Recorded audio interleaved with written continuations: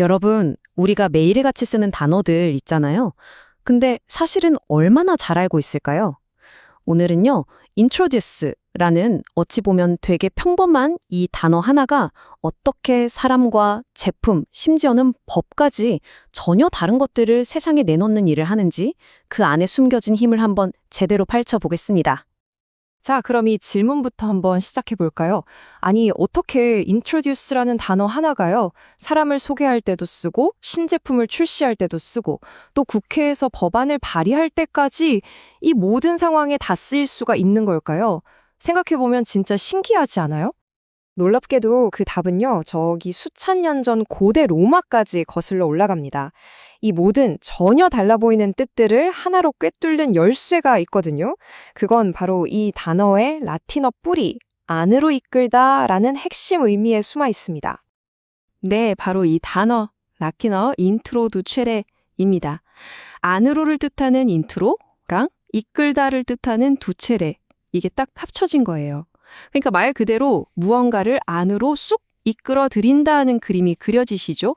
바로 이 이미지, 이게 모든 것의 시작입니다. 바로 이 안으로 이끌다라는 핵심 개념이 말하자면 거대한 나무의 몸통 같은 거예요.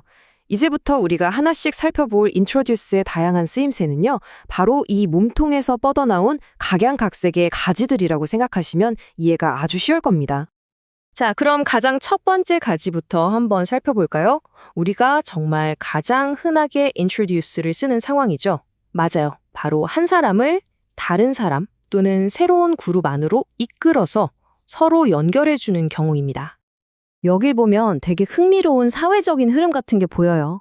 보세요. 먼저 나 자신을 새로운 그룹 안으로 이끌면서 소개를 하죠.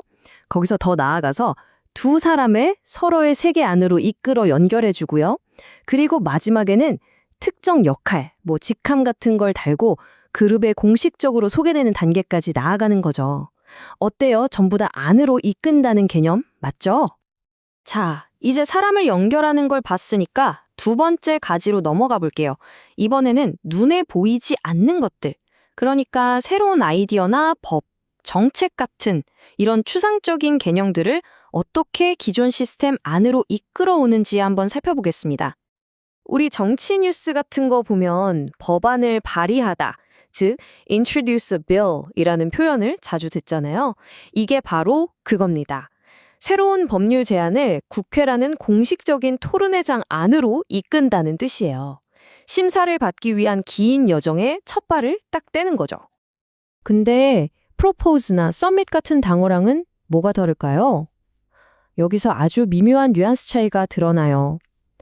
introduce가 법안 심사라는 긴 여정의 공식적인 시작을 알리는 신호탄 같은 거라면 propose는 토론을 위한 아이디어 제안이라는 느낌이 더 강하고요. submit은 서류를 제출하는 그 물리적인 행위 자체에 초점을 맞추는 거죠. 이게 꼭 무슨 거창한 법률에만 쓰이는 건 아니에요. 우리 회사에 새로운 정책을 인트로듀스 할 수도 있고 또 새로운 결제 시스템을 인트로듀스 할 수도 있는 거죠. 심지어 친구랑 얘기하다가 새로운 주제를 꺼내는 것, 이것도 대화의 흐름 안으로 새로운 아이디어를 이끄는 거잖아요. 다 똑같습니다. 자, 아이디어를 넘어서 이번에는 실제 제품과 혁신이 세상에 나오는 비즈니스 세계로 한번 가보시죠. 여기서 introduce는 과연 어떻게 새로운 변화를 시장이라는 거대한 공간 안으로 이끌어내는지 그 세 번째 가지를 살펴보겠습니다. 어떤 회사가 신제품을 introduce 한다고 말할 때 바로 이 그림이 딱 들어맞는 겁니다.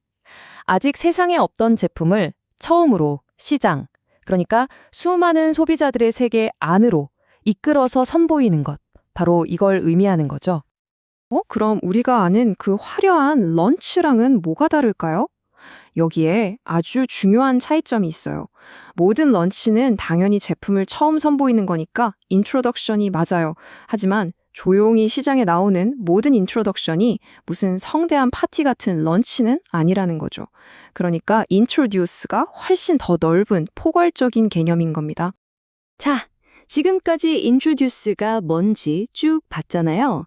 그럼 이 단어를 진짜 내 것으로 만들려면 반대로 이게 무엇이 아닌지를 아는 것도 굉장히 중요합니다. 이 단어의 경계선은 과연 어디까지일까요? 특히 implement, 즉 실행하다라는 단어와의 차이를 알아두시면 정말 유용합니다. 여기선 순서가 핵심이에요. 먼저 새로운 계획을 introduce 해서 처음으로 알리고 그 다음에야 비로소 그 계획을 implement 해서 실제 행동으로 옮기는 겁니다.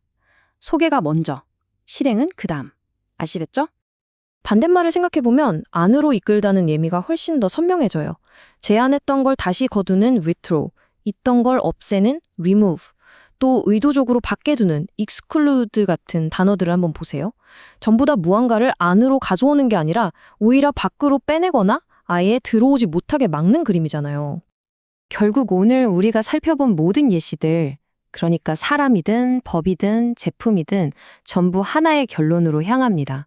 introduce는 언제나 새로운 무언가를 기존의 세상 안으로 부드럽게 안내하는 바로 그 첫걸음이라는 거죠.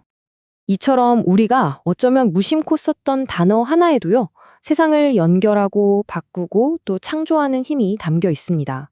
자, 이 힘을 알게 된 여러분은 오늘 어떤 새로운 아이디어를 세상에 introduce 하시겠습니까?